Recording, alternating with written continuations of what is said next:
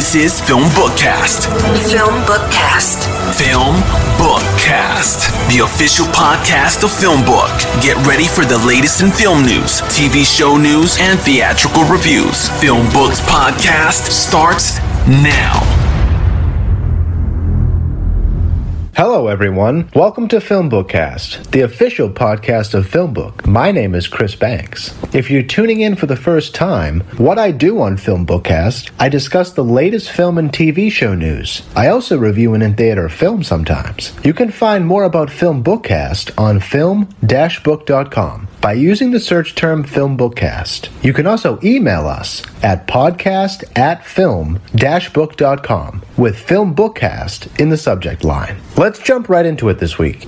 This week in film news, Dave Bautista is in talks to star in the upcoming Netflix film Unleashed. That's according to Deadline. The film is said to be directed by Jeff Tomsic of Tag and written by Jim and Brian Keogh of Blockers. Unleashed will focus on a police officer played by Bautista who has a canine partner die while on duty, leading him to pledge to no longer work with dogs. However, he's soon given another dog partner, Zeus, and must learn to overcome his past issues while building a relationship with his new companion. It's currently unclear when the film will be set to release, although with Bautista still in talks to star in the film, production won't likely begin for some time. We'll keep up with news about Unleashed, exciting news for fans of Dave Bautista. Another report from Deadline this week is Academy Award winner Kathy Bates and social media influencer Lisa Koshy have been cast in Netflix's forthcoming untitled romantic comedy film, which will be led by Oscar winner Nicole Kidman. Details about their characters are still being kept under wraps, but they will also be joining previously announced cast members Zac Efron and Joey King. Bates and Koshy are no strangers to the genre, with the Titanic alum previously starring alongside Adam Sandler in the classic comedy film The Waterboy, and Koshy appearing in Netflix's 2020 dance comedy Work It. It'll be directed by the same director of The Fisher King, Freedom Writers, and P.S. I Love You. It'll revolve around a surprising romance that kicks off comic consequences for a young woman, her mother, and her movie star boss as they face the complications of love, sex, and identity. Production is expected to begin later this summer in Atlanta. The last bit of film news we'll check out this week, Emmy Award winner Jodie Comer, Oscar nominee Tom Hardy, and Elvis breakout star Austin Butler have all signed on for the leading roles in new Regency's drama film The Bike Riders. It's Jeff Nichols' feature directorial comeback 6 years after the release of his acclaimed romantic drama Loving. The Bike Riders is inspired by the Danny Lyons 1967 photograph book of the same name. It's the original story that takes place in the 1960s. The film will follow the rise of a fictional Midwestern motorcycle club. Seen through the lives of its members, the club evolves over the course of a decade from a gathering place of local outsiders into more of a sinister gang, threatening the original group's unique way of life. Exciting news and very exciting cast members. That's it for film news for this week. This week in TV news, according to Deadline, Hulu is officially given the green light for an 8-episode series titled The Devil in the White City starring Keanu Reeves. It's based on Eric Larson's 2003 historical thriller novel,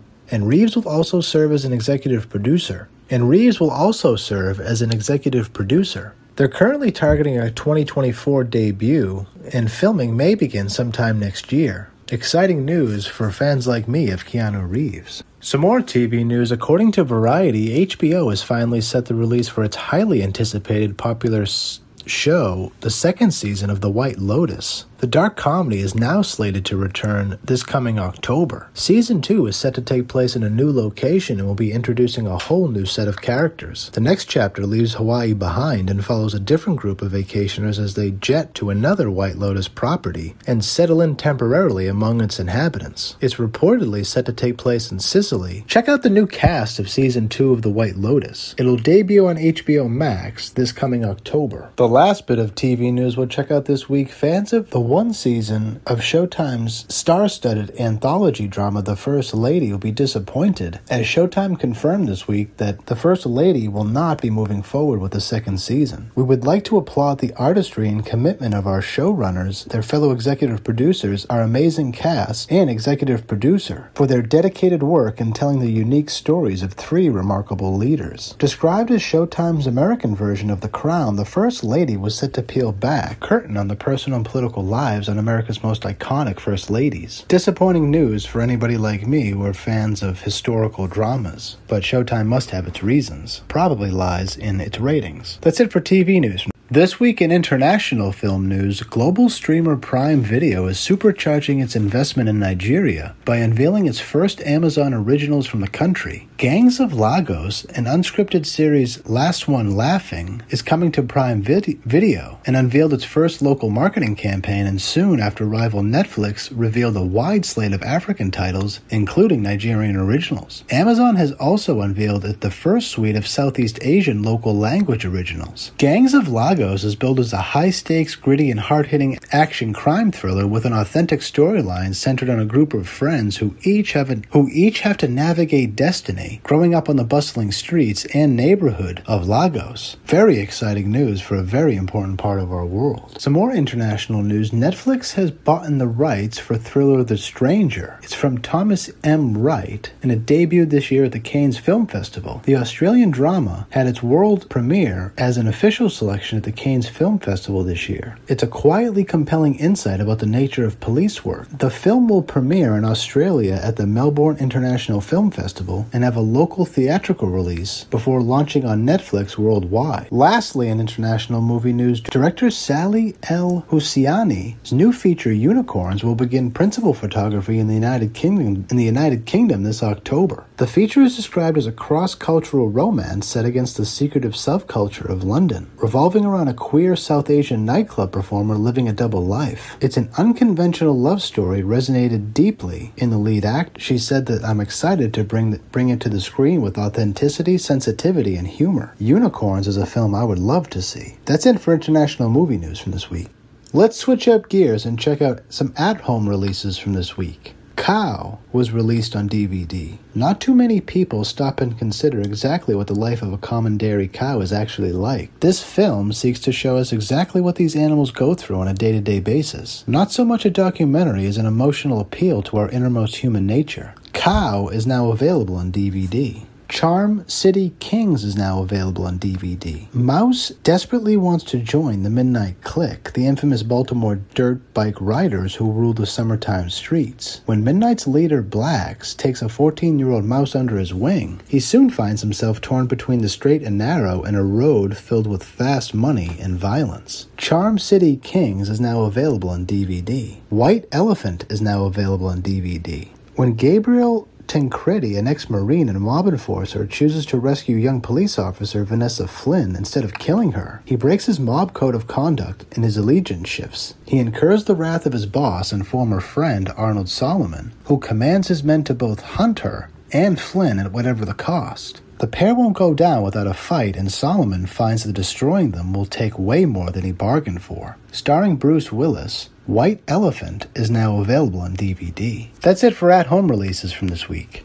This week in film trailers, anybody remember In Bruges? One of my favorite films from director Martin McDonagh. He's releasing a new film titled The Banshees of Inisherin. It's an Irish Civil War drama titled The Banshees of Inisherin. The film marks a reunion for In Bruges stars Colin Farrell and Brendan Gleeson, and is McDonagh's first film actually set in Ireland. Set in 1923 on the fictional island of Inisherin, the film follows lifelong friends Padraig and Colm, who find themselves in an impasse when Colm unexpectedly puts an end to their friendship. Check out the trailer for The Banshees of Inisherin. It'll debut in theaters October 21st. Another film trailer that debuted this week, Netflix released the trailer for Love in the Villa. The film follows Julie Hutton, played by Kat Graham, who has always been certain if she waited long enough, she'd be destined for a life of romance. She's about to go on her lifelong dream trip to Verona, Italy with her boyfriend Brandon, and he might even finally propose. So no one is more blindsided than Julie when Brendan suddenly breaks it off, leaving her to embark on the city of love on her own. Check out the trailer for Love in the Villa. It will begin streaming on Netflix September 1st. And finally this week, we can't wrap up the film trailer segment without talking about the little teaser trailer that Warner Brothers released of Joker 2 Folie à Deux. The The title is a French reference for a medical term pertaining to a mental disorder which affects two or more people. And surprise, surprise, Lady Gaga is going to be in the sequel. Check out the little teaser trailer that Warner Brothers gave us of Joker 2. There's nothing much in there, but we can't wrap up this week without talking about the insane anticipation for this film. That's it for movie trailers for this week. This week in TV trailers, Paramount Plus has released the official trailer for the 6th and final season of The Good Fight.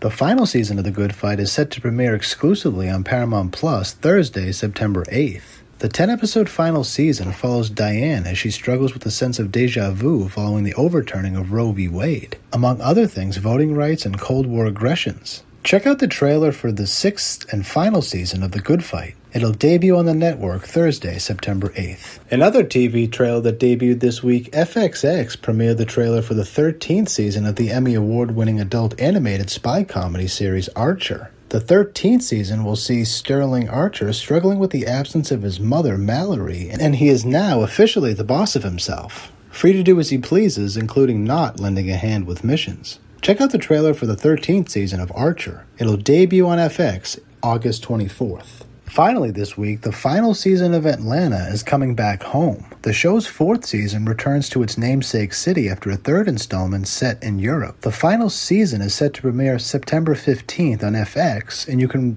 watch the full trailer that calls back to past moments in the series, including kids bugging Earn to buy water from them.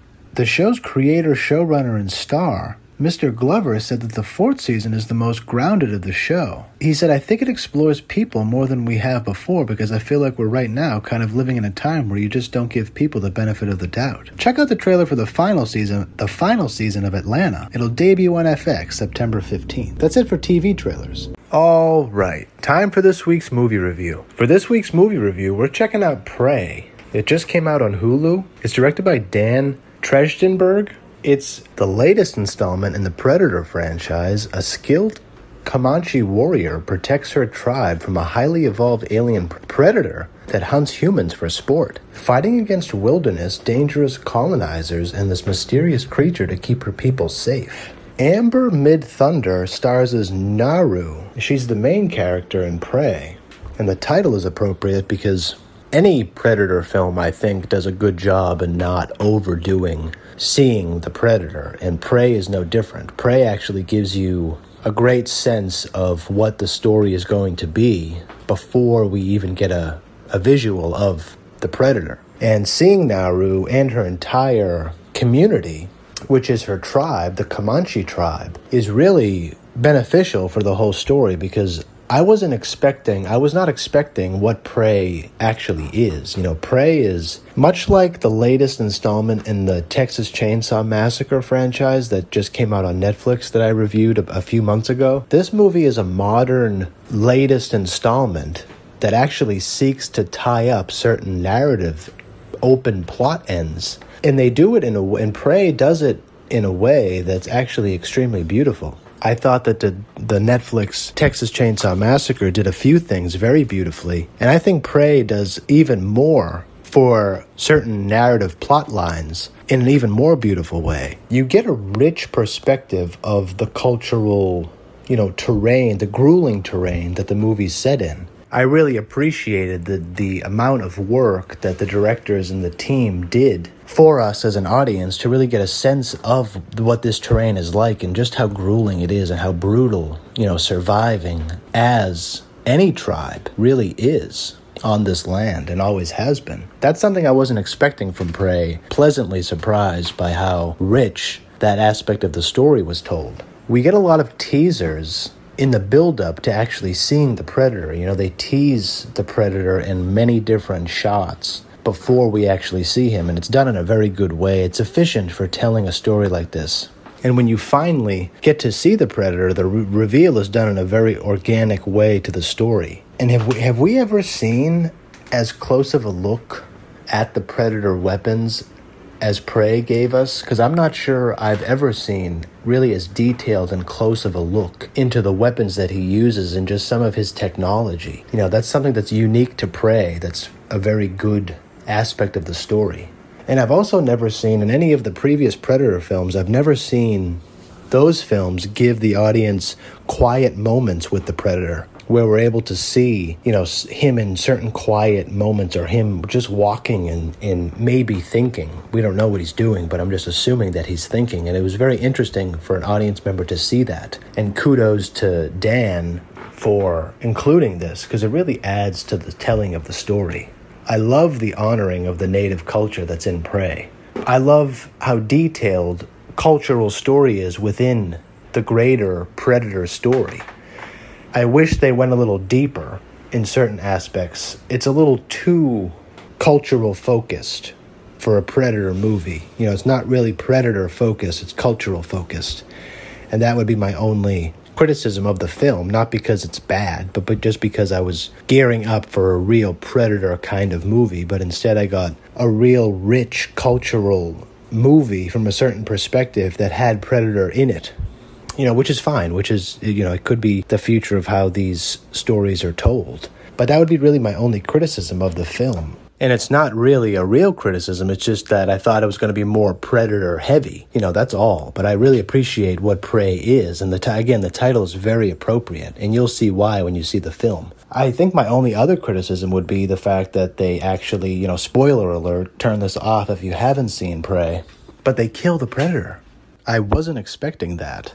And I was a little surprised by that. And I'm a little disappointed, because is there a future for the Predator franchise now? I guess we'll see. They could always do other, stories that were based before this time period. But that's really my only criticism of the film. It's a really beautiful cultural timestamp that uses an iconic, franchise like Predator. That's really my only criticism of the film. I'm a fan of the franchise, and Prey is really a unique, standalone kind of, but also complementary to the franchise Predator film. Kudos to the entire team for writing a rich cultural story that was really true to its roots of what they're doing in the movie. I really appreciated the whole film for what it is. And I just wish that, the unique alien that I've come to love, was still alive. But that's really my only criticism of the film. Go check out Prey if you're a fan of the Predator franchise, or if it's just interesting to you. It's a very good movie. It's not that long. It's about an hour, 40 minutes. And I hope you like it as much as I did. Thanks so much for checking us out this week. Thank you so much for listening to this episode of FilmBookCast. You can find more of my work on film-book.com. Just search for Chris Banks or FilmBookCast. You can also find me on Twitter at @CBanksy, SEE Banksy. I'm also on Instagram at @TheChrisBanks. If you listen to this podcast on iTunes or another podcast service, please rate and review this episode. If you're listening to this podcast on our YouTube channel, FilmBook Podcast, please like our video, subscribe to our channel, and leave us a comment in the comment section. It really helps people discover our podcast. Please also consider becoming one of our patrons on patreon.com/filmbook. Your support helps us create more engaging content. You'll find our Patreon link below in the description. If you want to tweet about this podcast, just use the hashtag FilmBookCast. Tune in next week for the next episode of the FilmBookCast. Thanks for listening, everyone. We'll see you then.